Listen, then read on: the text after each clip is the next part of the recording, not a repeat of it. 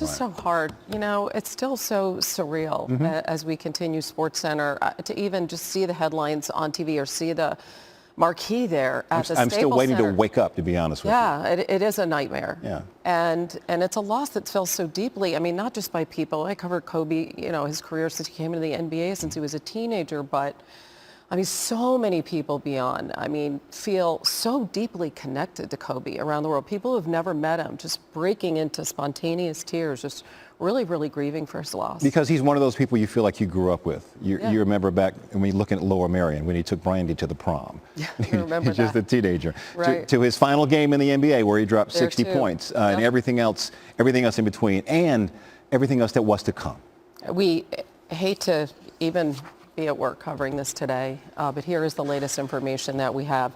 A person familiar with the investigation tells ESPN that the helicopter was in a climbing left turn about 2,400 feet high before it dove to the ground about 40 minutes after takeoff from John Wayne Airport in Orange County. Further, the source tells ESPN the pilot had only moments before contacted air traffic controllers to say that he had begun climbing to, quote, go above a layer of clouds.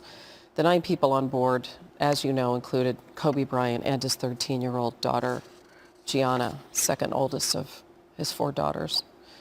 Recordings between the pilot and air traffic controllers indicate that the pilot was getting guidance from controllers as he navigated what was reported to be a dense morning fog in the area. And before the crash, the LAPD had actually grounded all their police helicopters, saying that weather conditions did not meet the standard for flight. So it is still to be determined if those conditions played any role in the crash. We'll know more at some point. The National Transportation Safety Board and the FBI are sending teams of investigators. And these are the headlines from around the world. He truly was a citizen of the world, spending a good portion of his youth, ages 6 to 13, in Italy, speaking multiple languages, a favorite son of both Los Angeles and Philadelphia. There you see L'équipe, l'étoile, the star, and then Kobe es eterno, Kobe forever. Hannah, Kobe and Gianna were on their way to a youth basketball game at the Mamba Sports Academy in Newbury Park, where Kobe was to have coached Gianna's team. Gianna shared her dad's passion for basketball, had ambitions to become a professional basketball player. Kobe survived by his wife Vanessa and daughters Natalia, Bianca, and Capri. Other victims on board the helicopter: Orange Coast College baseball coaching legend John Altobelli, his wife and daughter; Christina Mauser, a basketball coach at an Orange County, California private school and mother of 3; middle school student Peyton Chester and her mother Sarah; and the pilot of the helicopter. Our sympathies going out to all of those families. Just unimaginable. A look really surreal at the marquees outside and on top of the Staples Center. That's LA Live this morning. People coming together to remember one of their own. One of their own. Hard That's to believe. Yeah. I spoke to Bob Costas about the life and legacy of Kobe Bryant earlier on SportsCenter. I think he was building a post-career and beyond basketball legacy that now will not be fulfilled. So there would have been more to assess in that regard were it not for this tragedy, but we could see the way it was headed, and it was headed toward a very positive and far-reaching legacy. But as a player, he was certainly one of the all-time greats, but there's a difference between achievement and stardom.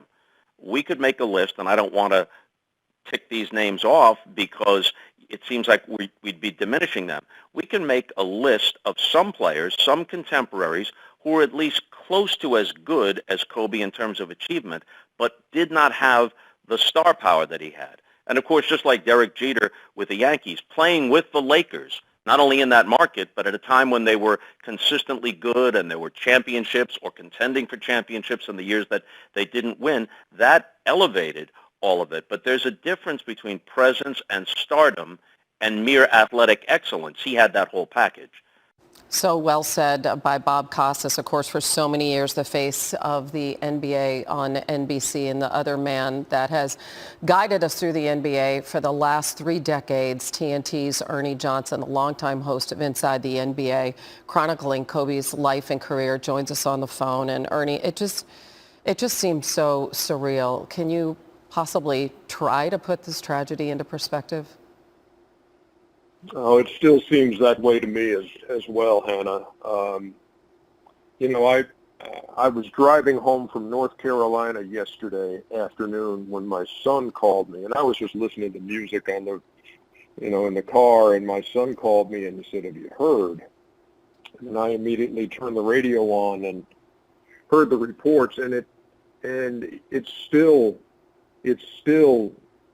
seems so unreal. Then I called Charles and I called Shaq and I called Kenny, and we we were all just in this state of stunned disbelief. And then I just, my mind has been going so many places over the last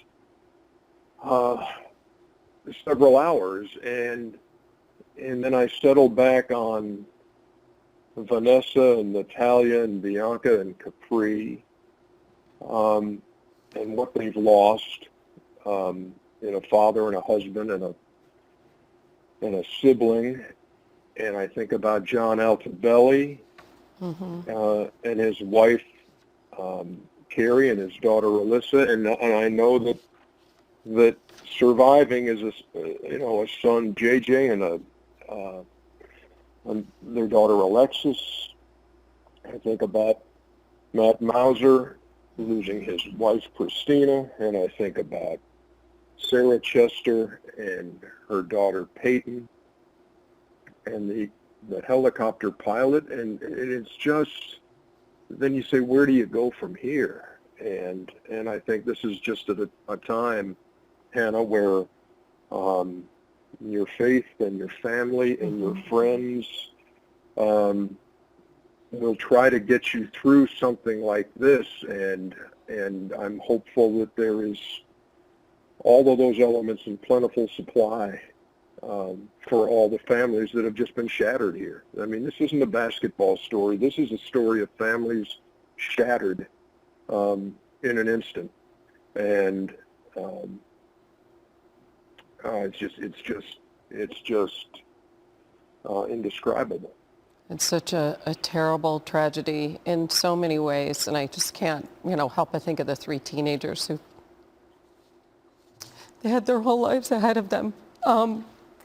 Our friend Shaq, who we both love so much, who won 3 championships with Kobe, and their relationship had come full circle. It was so difficult.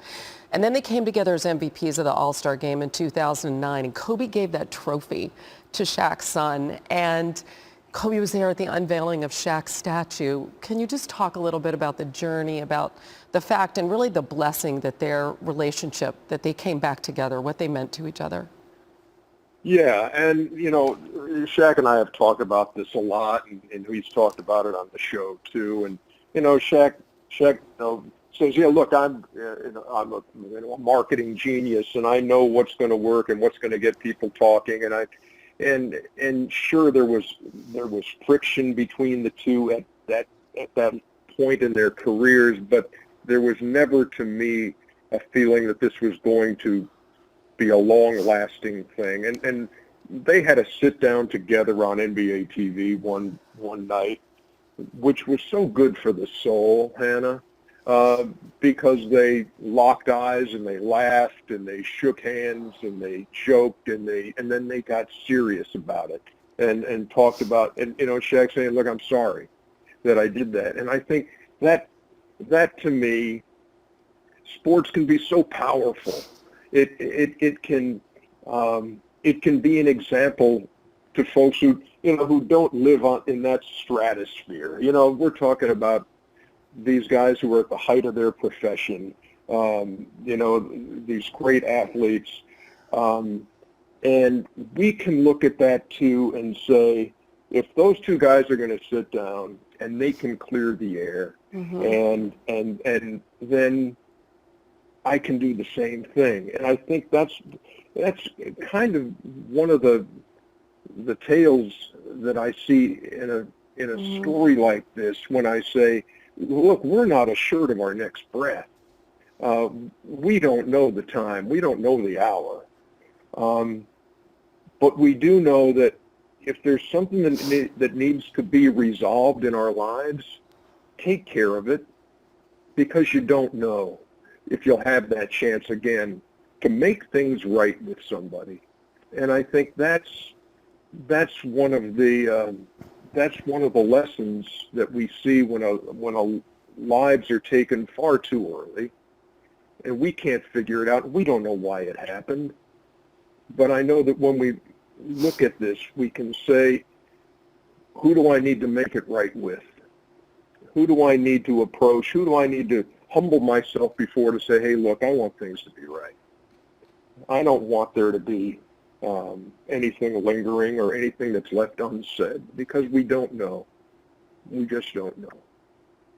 When you look at Kobe and how he's being remembered, certainly it's for the 5 championships and the rings and everything, but what we find ourselves talking about today is that humanity. It is him as a father and as a mentor and as a friend.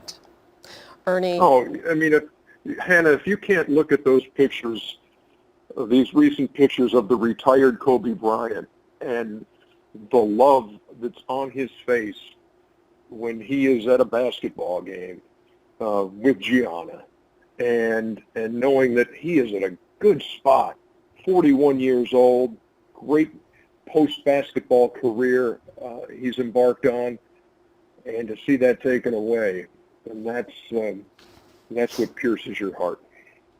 Ernie, as always, appreciate your friendship, appreciate you so much and your perspective, and thank you so much for being with us on this difficult day. Hannah, anything for you. And let me just, you guys are doing an unbelievable job in the most difficult story to chronicle, and you guys keep it up. And I hope to see you soon. Thank you, my friend. We won't forget you, Kobe. We love you. In the name of Jesus, we all say, Amen. Amen, Kobe. I couldn't move forward with the world froze for a second. I don't know. He was LA. The reason I fell in love with basketball is Kobe Bryant, 100%. At the Mamba Sports Academy in Thousand Oaks, where Gianna was scheduled to play on Sunday, players and families, stunned and heartbroken, took a knee for a moment of silence. As soon as the news broke, fans in Lakers jerseys arrived here on this courtyard across the street from Staples. Even more are expected this week as the mourning continues.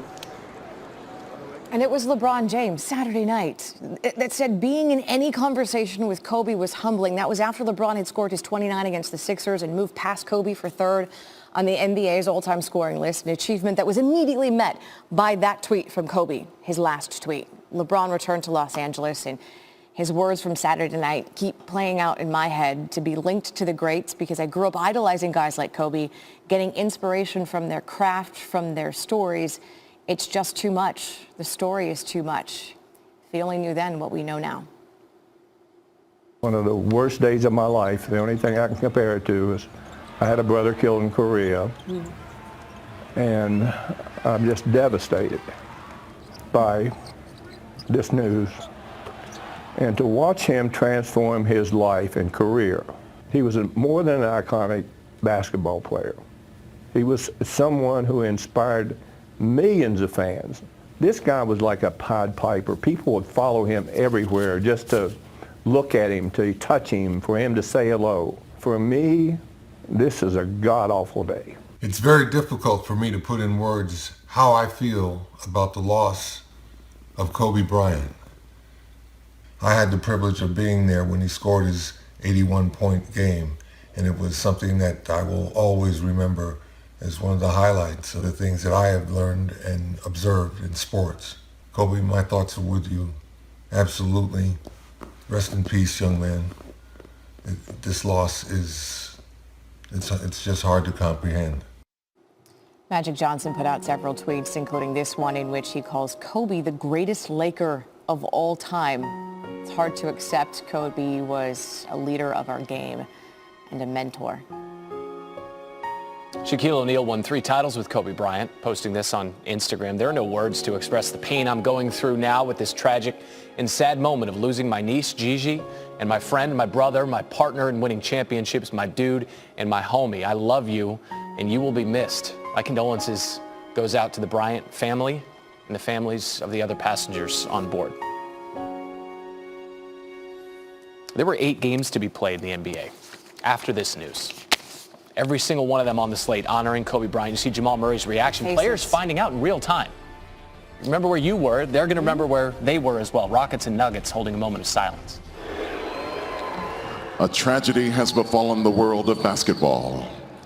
Earlier today, at the age of 41, Kobe Bryant was killed in a helicopter crash.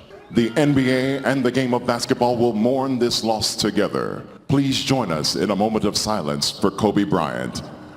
Rest in peace, Mamba. It was emotional for players young and old. Austin Rivers is there. He's having trouble. And Tyson Chandler as well grew up. He was high school ball in Compton, California. The Raptors-Sun game, Spurs game, this was in San Antonio about 4 p.m., 4 hours after the crash. Both teams took 24-second shot clock violations.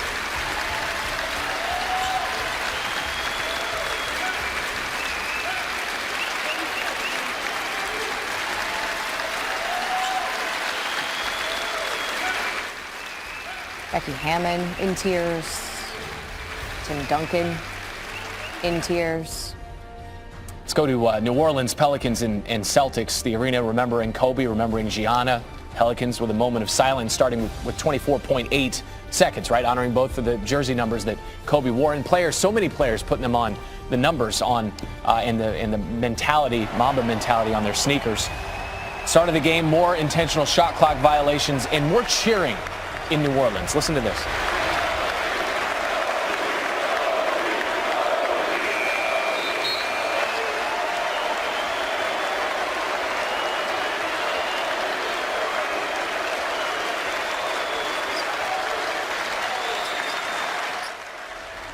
Again, both teams honoring Kobe with the 24-second shot clock violation, 2-4. You can see Kemba Walker throwing those up for Kobe Bryant. And then Madison Square Garden lit up the purple and yellow before the Knicks and Nets game. Numbers 8 and 24. I mean, he had his picture on the marquee outside. Kobe set Madison Square Garden's current scoring record of 61. It's where he played in his first All-Star game. The opening possession, the Nets took the 24-second violation. Knicks did the exact same thing on their first possession. Clock winds down.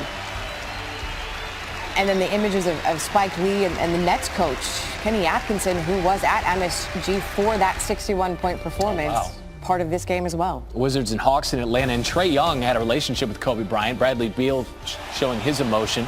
But Trae said that Kobe told him in their last phone call how proud he was of him. And he told Trae he wanted him to continue to be a role model for younger players, boys and girls. Trae Young, dealing with that emotion, went for 45 points in this game. He hit a half-court shot. It's nuts. Now he's wearing number 8 to honor Kobe. It's not his usual jersey number. And then he pulls up from half-court, of course. League coming together to honor one of their greatest players. Again, 45 points for Trae Young and the Hawks win. The reaction from players, current and past around the league. Why don't we start? It was Dwayne Wade actually on social media offering his thoughts and choked up with emotion as we saw on the court and certainly on social media. Today is one of the saddest days in my lifetime. It seems like a bad dream that you just want to wake up from. It's a nightmare.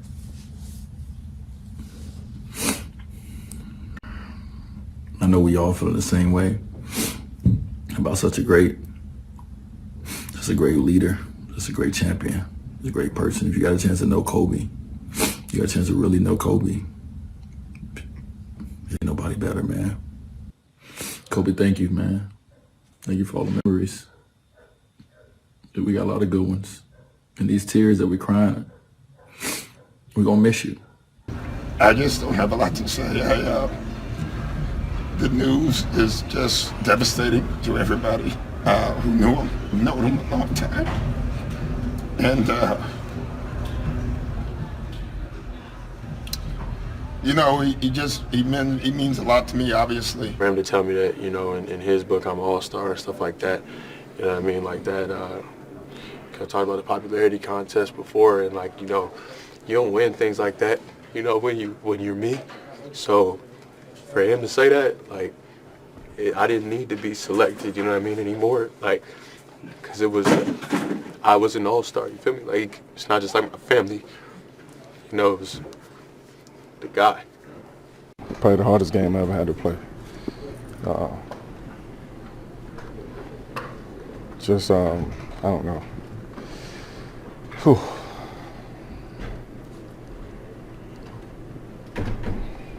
Oh, it was tough. It was tough. Why did you play? I think, honestly, knowing him, the way that I know him, he would have wanted me to play. Oh, it's just one of those things that make you sick to your stomach. You know, it's disturbing, and it's bigger than just, you know, our heroes and people we looked up to dying. You know, it's deeper than that. You know, so it's painful, and it still seems like it's not real. The legacy here is that of one of the greatest winners in basketball history. He wasn't just a player. He was one of the game's greatest champions, 5-time champion, 2 times finals MVP, league MVP, 18-time NBA All-Star, 2-time Olympic gold medalist representing the United States. Kobe and his daughter were 2 of 9 people who died when the helicopter crashed. Now, among the victims, John Altobelli, the head baseball coach at Orange Coast College.